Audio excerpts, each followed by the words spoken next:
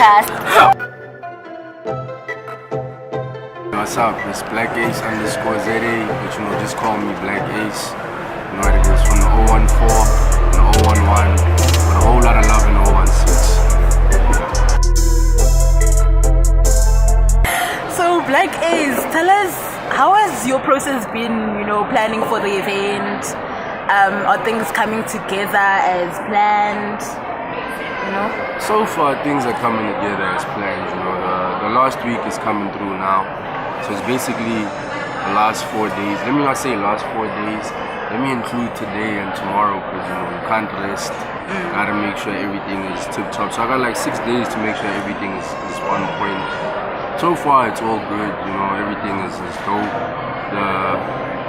The squad is working. The squad is working.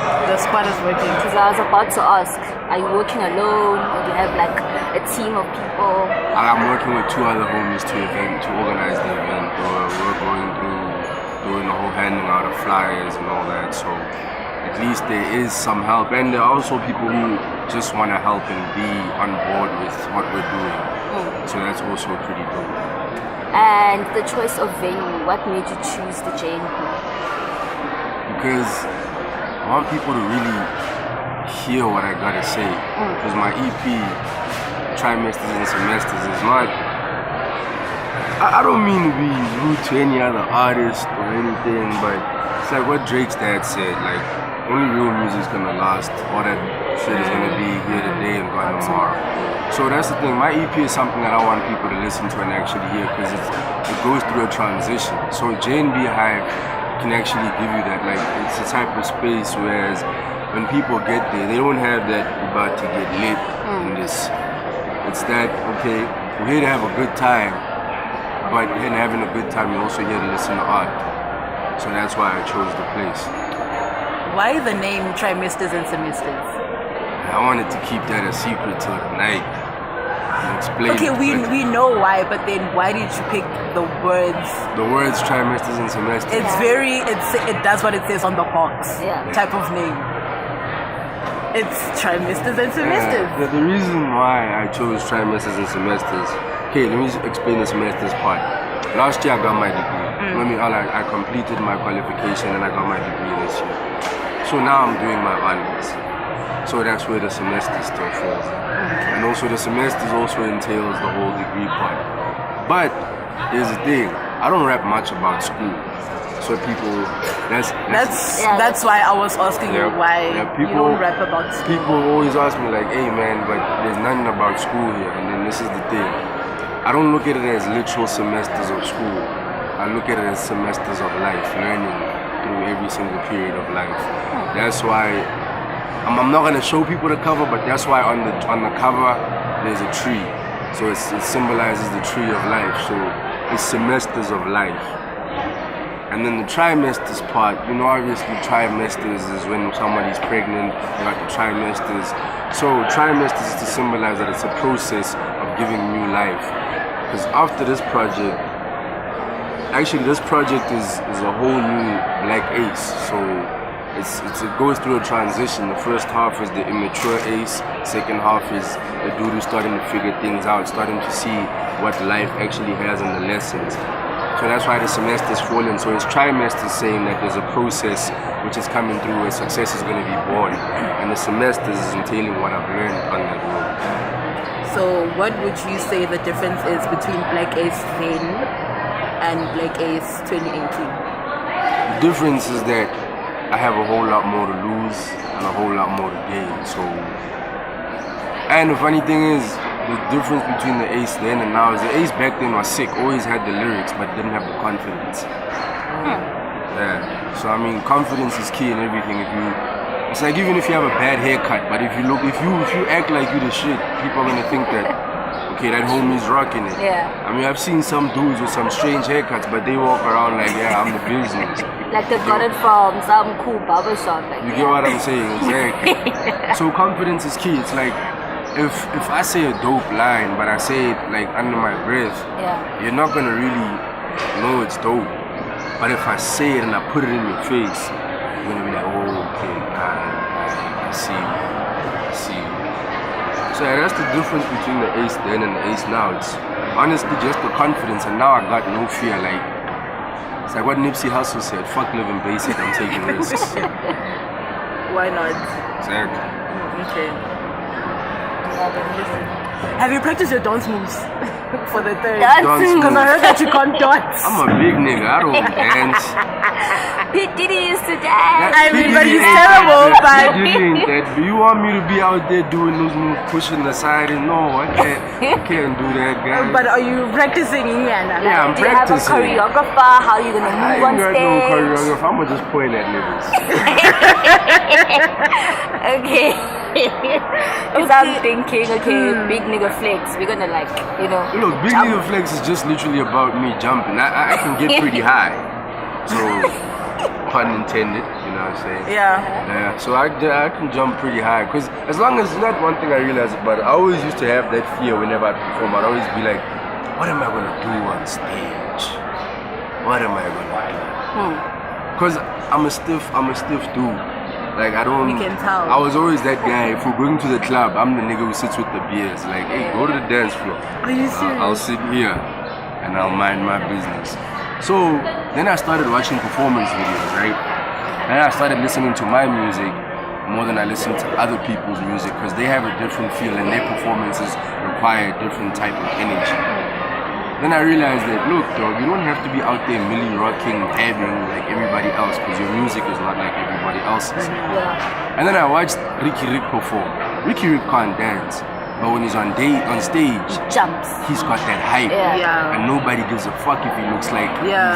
he's silly or whatever. Because that's the thing about it. When you look hype, you could be doing something stupid, but it looks dope. Because you have that confidence, you back it. Yeah. Backing it, you jumping up and down. Even if you're jumping without coordination, don't matter if you're having a good time. The people are gonna feel it and they're gonna have a good time too. So, do you have any features on the EP? Can you tell us about anyone featured? Hey, okay, I'm gonna tell you people that you already know.